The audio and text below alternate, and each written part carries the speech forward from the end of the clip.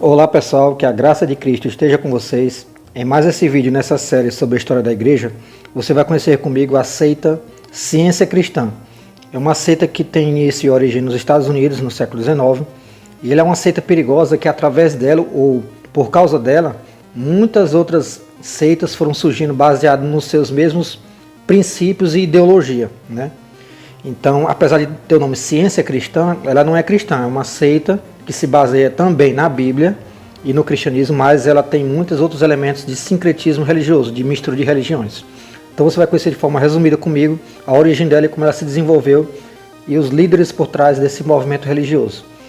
Então eu espero que você goste desse vídeo, deixa o like no vídeo, deixa a inscrição no canal se você não é inscrito, compartilha esse vídeo para alcançar mais pessoas e bora para mais esse vídeo.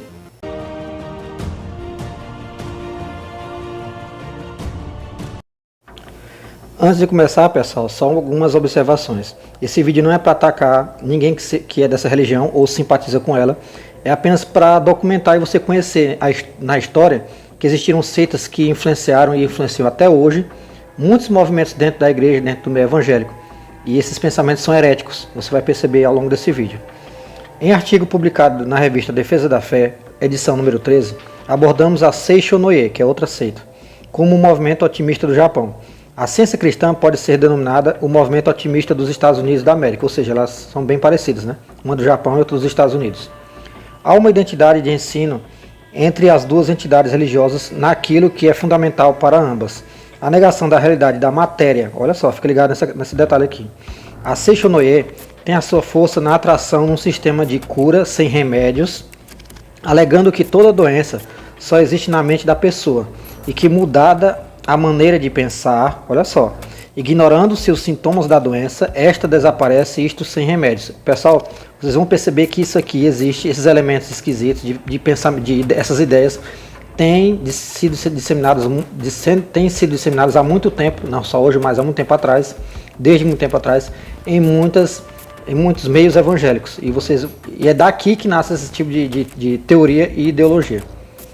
Do mesmo modo, procede a ciência cristã.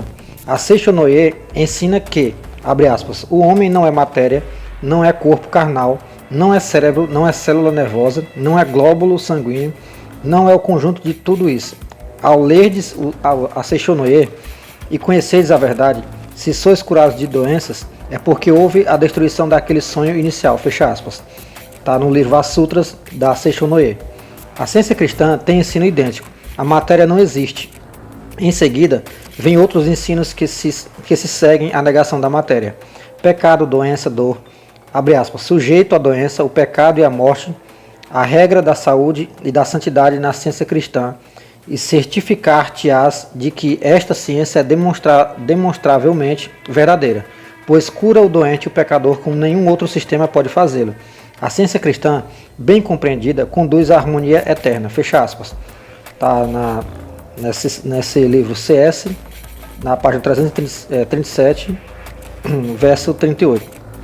Essa é a sua fonte de atração. Agora vamos conhecer um pouquinho a história, né? O início. O livro base da ciência cristã é Ciência e Saúde com a Chave das Escrituras, cuja primeira edição foi publicada em 1875. Este livro, considerado a Bíblia da seita, foi escrito pela fundadora Mary Baker Glover Peterson Edge. Afirma a origem divina do seu livro, dizendo: Deus, por sua mercê, vinha me preparando durante muitos anos para a recepção desta revelação final do princípio divino absoluto da cura mental científica, na página 107 do livro dela. É uma característica comum nos fundadores da religião alegar uma revelação especial de Deus para seus sonhos, visões ou revelações. Homens e mulheres especiais que foram agraciados por Deus para uma missão salvadora entre os homens. Essa é a história de Mary Baker. Ela nasceu em 16 de julho de 1821, numa fazenda de Ball, estado de New Hampshire, nos Estados Unidos. Seus pais chamavam-se Mark e Abigail Baker. Foi a última de 6 filhos. Durante sua infância, teve diversos períodos de enfermidade e depressão. Com 17 anos, tornou-se membro da Igreja Congregacional Ciência e Saúde. Está escrito no livro Ciência e Saúde, da página 351.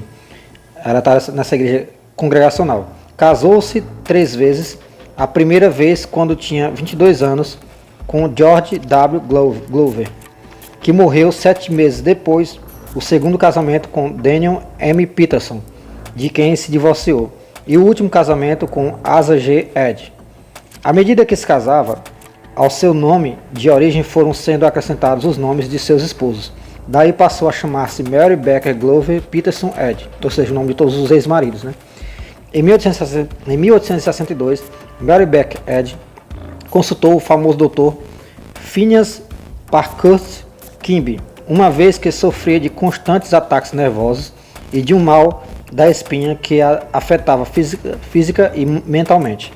Quimby seguia a orientação de um médico francês, Charles Pouyen, um mesmerista, adepto de Franz Anton Mesmer, médico alemão ocultista, ou seja, aquela pessoa que mistura ocultismo, né, travestido de medicina. Esse médico pretendia ter descoberto no imã o remédio para todas as doenças. Abre aspas, todo ser vivo possuiria um fluido magnético misterioso, capaz de passar de um indivíduo para outro, estabelecendo influências recíprocas e curas. Fecha aspas.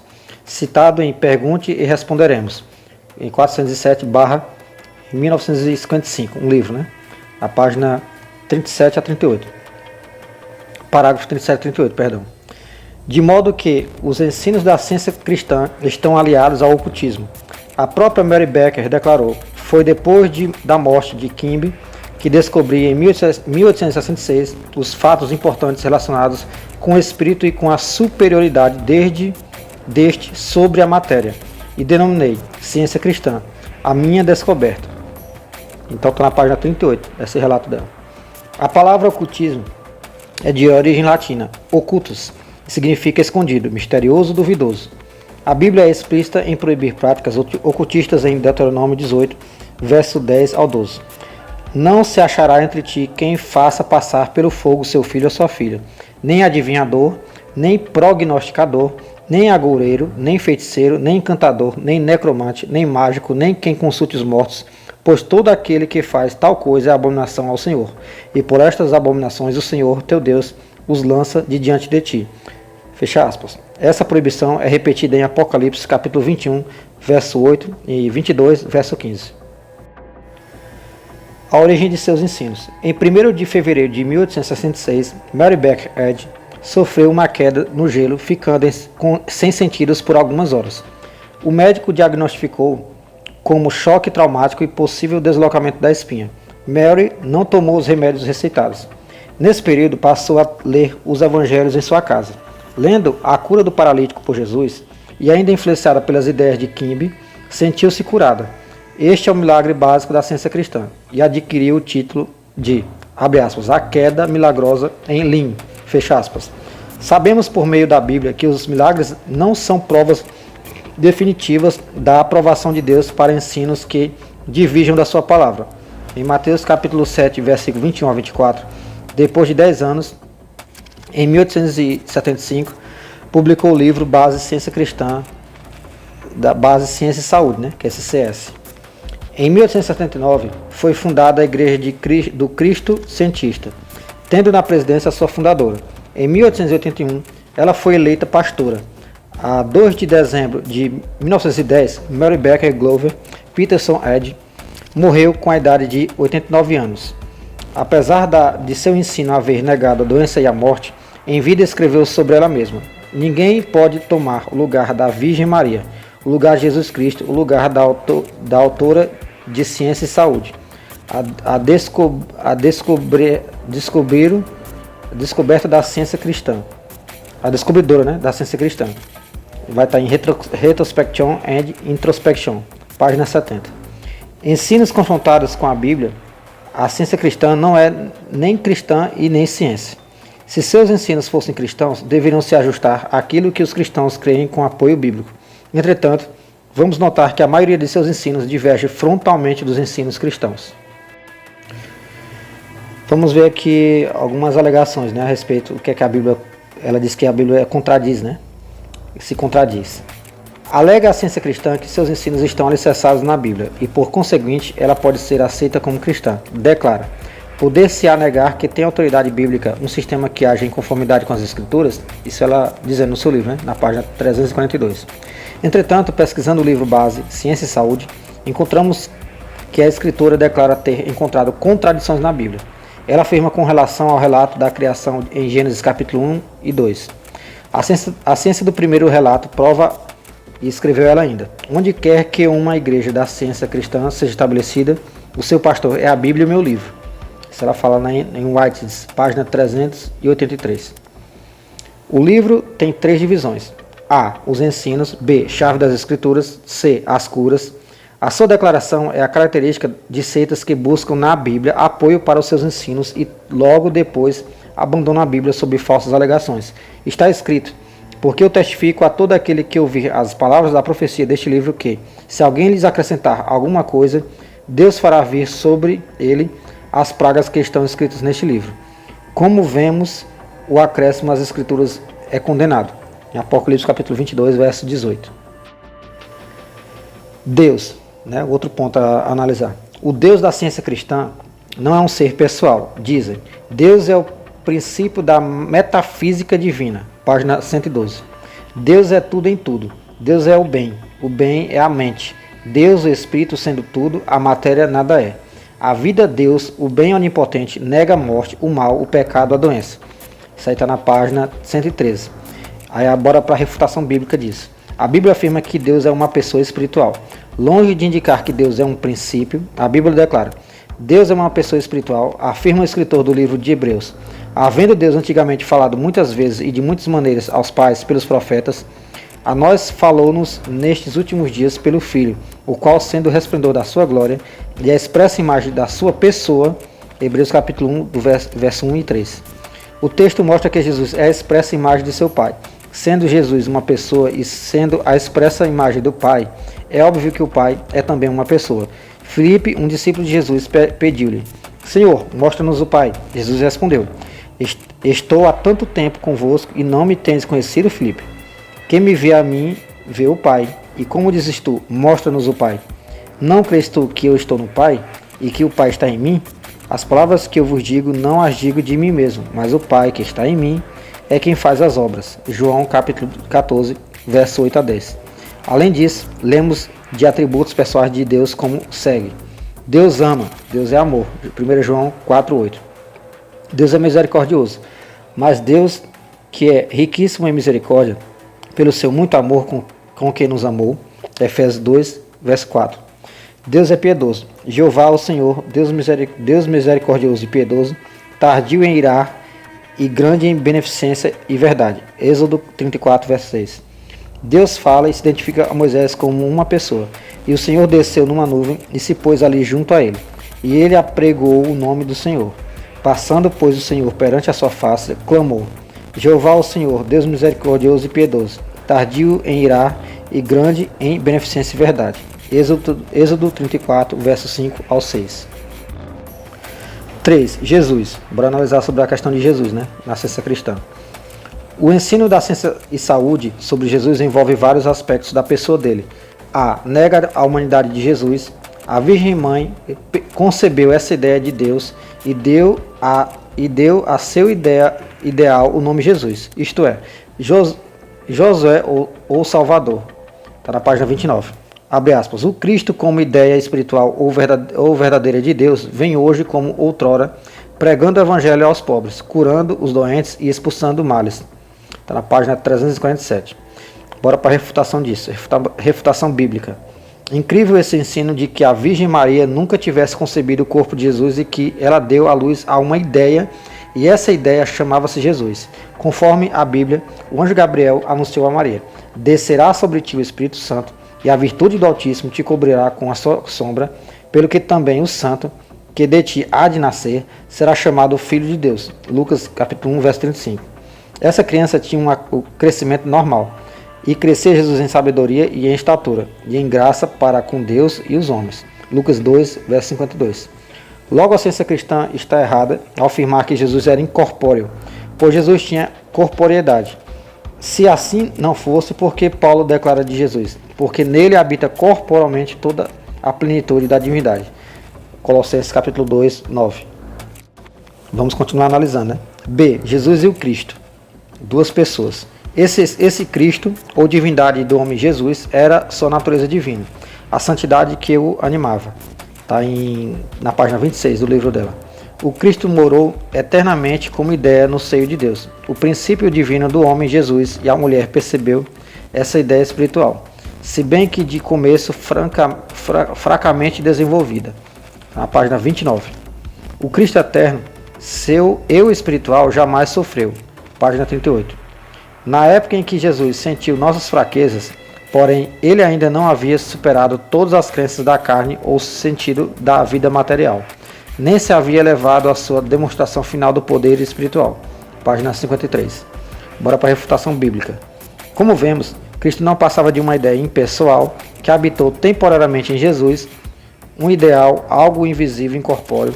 A Bíblia diz que Jesus nasceu o Cristo, pois na cidade de Davi vos nasceu hoje o Salvador, que é Cristo, o Senhor. Lucas 2, verso 11. Então uns cuspiram-lhe no rosto e davam murros, e outros esbofeteavam Jesus. Profetiza-nos o Cristo. Quem é que te bateu? Mateus 26, 67 a 68. Os membros do Sinédrio sabiam que o Cristo estava diante deles de modo visível e corporal. Pedro declara, levando ele mesmo em seu corpo os nossos pecados sobre o madeiro. 1 Pedro 2, 24 e 3, verso 18. A Bíblia declara que Jesus tinha um corpo. Por isso, ao entrar no mundo, diz, sacrifício e oferta não quiseste, antes um corpo me formaste. Hebreus capítulo 10, verso 5. A Bíblia responde aos que negam que Jesus tivesse um corpo humano real, que ele nasceu, que cresceu, que ele comeu e bebeu, que ele chorou, que ele sofreu agonia e suou gotas de sangue. Foi crucificado e furado pela lança romana. Do seu lado saiu sangue e água. Hoje retém seu corpo humano glorificado no céu. Filipenses capítulo 3, verso 21. C. Nega a eficácia da morte de Jesus na cruz. Um só sacrifício, por maior que seja, é insuficiente para pagar a dívida do pecado. Página 23. Acaso a teologia erudita considera a crucificação de Jesus, principalmente como um meio de conceder perdão fácil a todos os pecadores que o peçam e estejam dispostos a ser perdoados? Página 24. Refutação bíblica. A Bíblia mostra que a nossa redenção está baseada na morte de Cristo e o sangue de Cristo é apontado como meio de purificação de nossos pecados, em quem temos a redenção pelo seu sangue, a remissão das ofensas, segundo as riquezas da sua graça. Efésios capítulo 1, verso 7. A matéria e o homem não existem. A matéria parece existir, mas não existe. Está na página 123. O homem não é matéria, não é constituído de cérebro, sangue, ossos e outros elementos materiais. Refutar o testemunho do sentido material não é tarefa difícil, desde que se tenha admitido ser falso esse testemunho. Página 396. Matéria, mitologia. Outro nome para a mente mortal, ilusão. Página 591. Refutação bíblica. O primeiro livro da Bíblia, Gênesis, começa com as seguintes palavras: no princípio criou Deus os céus e a terra. Assim se observa que a matéria existe, que a matéria é uma substância. A primeira declaração bíblica é uma negação do ensino mais importante da ciência cristã. Em Gênesis capítulo 2, verso 7 está escrito: e formou o Senhor Deus o homem do pó da terra e soprou em seus narizes o fôlego da vida, e o homem foi feito alma vivente. Deus criou o homem com uma natureza material, o corpo, e uma natureza espiritual, alma e espírito, como se lê em 1 Tessalonicenses capítulo 5, verso 23. E todo o vosso espírito e alma e corpo sejam conservados irrepreensíveis para a vinda de nosso Senhor Jesus Cristo. Consideremos então, se o ensino mais importante da ciência cristã é que a matéria não existe se a Bíblia declara o contrário. Então o seu ensino mais importante é antibíblico. Deve ser abandonado, não só antibíblico, mas anticientífico. Falando francamente, os membros da ciência cristã vivem tal qual como os outros vivem, possuindo suas casas, seus automóveis, bens materiais, inclusive dinheiro no banco. Negam que o alimento preserve a vida e, no entanto, tomam regularmente suas refeições. Criticam a medicina e os remédios e, no entanto, fazem uso frequente deles. Declaram que a morte é uma ilusão da mente mortal e que não devemos crer na realidade dela. Consoante o seu ensino, a morte não pode sobreviver a ninguém que não crê na realidade. E, no entanto, ela morreu. Incoerências e mais incoerências. Ou seja, esse pessoal é hipócrita, né? Eles falam coisas que nem eles mesmos acreditam, porque continuam vivendo a vida normal, depende de vários tipos de matérias, inclusive remédio, carro, dinheiro e outras coisas, e dizem que essas coisas não existem porque a matéria não existe. Tudo que existe são ideias que a nossa mente projeta em matéria, né? Isso é a ideia dele, é a ideologia deles. Doença. Se a ciência cristã acaba com os seus deuses populares, o pecado, a doença e a morte, é o Cristo a verdade, que destrói esses males e prova assim a nulidade deles. Está nesse livro em página 347. Compreender que a doença é formada pela mente humana, não pela matéria, nem pela mente divina, acaba com o sonho de moléstia. Página 396. Refutação bíblica. Para se ver a incongruência do ensino da ciência cristã com relação à negação da doença, basta considerar o ensino contraditório que estabelece. Se devido a um ferimento ou outra causa um cientista cristão for acometido de dor tão violenta que não possa tratar-se mentalmente a si mesmo, e se os cientistas não conseguirem aliviá-lo, o sofredor pode chamar um cirurgião para que este aplique uma injeção hipodérmica. E então, acalmada a crença na dor, poderá cuidar mentalmente do seu próprio caso. É assim que julgamos todas as coisas e retemos o que é bom. Página 464. A ciência cristã considera toda a ciência médica e cirurgia não somente sem valor, mas como positivamente má. Nega a validade das leis estabelecidas pela ciência e seus ensinos são irracionais e perigosos. Na sua pretensa ciência, não há fraturas, não há luxações, não há doenças ou enfermidades. Declara, porque dar apoio aos sistemas populares da medicina, quando o médico talvez seja um infiel e talvez perca 99 pacientes, enquanto a ciência cristã cura todos os 100 que lhe competem? Será porque a alopatia e a homeopatia estão mais em moda e são menos espirituais? Página 344. As suas teorias da irrealidade da matéria significariam que o termômetro inexistente registraria uma temperatura inexistente num corpo inexistente. A propósito, diz a Bíblia sobre a doença. Naqueles dias Ezequias adoeceu de uma enfermidade mortal. Isaías 38:1. O profeta não veio a Ezequias e lhe disse: Tu não estás doente? Isso é resultado de falsa crença. Rejeite essa crença e tu te sentirás curado. Nada disso. Ao contrário, de acordo com o verso 21, lemos: Tomem uma pasta de figos e a ponham como emplasto sobre a chaga, e sarará. O profeta reconheceu que Ezequias estava doente e recomendou que se colocasse uma pasta de figos sobre a doença, e o doente foi curado. Ou seja, refutando essa ideia, né? As doenças existem sim, não há ideia nas nossas cabeças que faz nós projetarmos uma doença que não existe porque não existe matéria, né? Então vamos ver sobre o pecado. Está o homem perdido espiritualmente? Não, ele só pode perder em sentido material. Todo pecado é da carne, não pode ser espiritual. O pecado existe aqui ou no além, apenas enquanto durar a ilusão de que haja mente na matéria. É noção de pecado e não uma alma pecaminosa, o que se perde. Página 311. O pecado, a moléstia, tudo quanto parece real ao sentido material, é irreal na ciência divina. Página 353. O homem é incapaz de pecar, adoecer e morrer. Página 475. Esse detalhe de negar o pecado é uma coisa muito grave, porque aí você nega toda a cristologia. Você nega porque Cristo teve que vir ao mundo, morrer, salvar os perdidos, nega a queda da humanidade, nega várias coisas. Com isso você constrói várias heresias e faz várias pessoas se perderem acreditando nessas ideias heréticas. Refutação bíblica. Se realmente não houvesse pecado, porque Jesus então veio ao mundo, como eu falei, né? Para salvar os pecadores. Lucas 19:10, 1 Timóteo 1:15. Crê Jesus vindo ao mundo para salvar o homem da falsa ideia do pecado, considerando que o pecado não existe, pois ensina a ciência cristã que o homem é incapaz de pecar. Quando Jesus disse, por exemplo, que não veio buscar os justos, mas os pecadores ao arrependimento, dizia ele que veio salvar os homens da ideia falsa de que há pecado? Se fosse assim, então Jesus não teria vindo ao mundo para salvar do pecado, mas salvar da falsa ideia de que o pecado existe. João Batista anunciou a chegada de Jesus dizendo: Eis o Cordeiro de Deus que tira o pecado do mundo. João capítulo 1, 29. Paulo afirmou que o evangelho verdadeiro tem como centro a seguinte mensagem: que Cristo morreu por nossos pecados, segundo as Escrituras, e que foi sepultado e que ressuscitou ao terceiro dia, segundo as Escrituras. 1 Coríntios, capítulo 15, verso 3 ao 4. A ciência cristã ensina sobre ensinos conflitantes. Se duas afirmações se contradizem diretamente e uma delas é verdadeira, a outra tem que ser mentirosa. Será a ciência cristã assim contraditória? Página 358. A sua pergunta é respondida afirmativamente. Sim, a ciência cristã é contraditória por afirmar que não existe pecado quando o pecado existe. Pessoal, aqui está a fonte das informações desse vídeo, né? Está no Instituto CACP, um belíssimo instituto. Você pode ler outros artigos lá sobre outras seitas. Nesse caso aqui eu falei sobre a ciência cristã. E essas refutações foram feitas pelo próprio pessoal do CACP, né?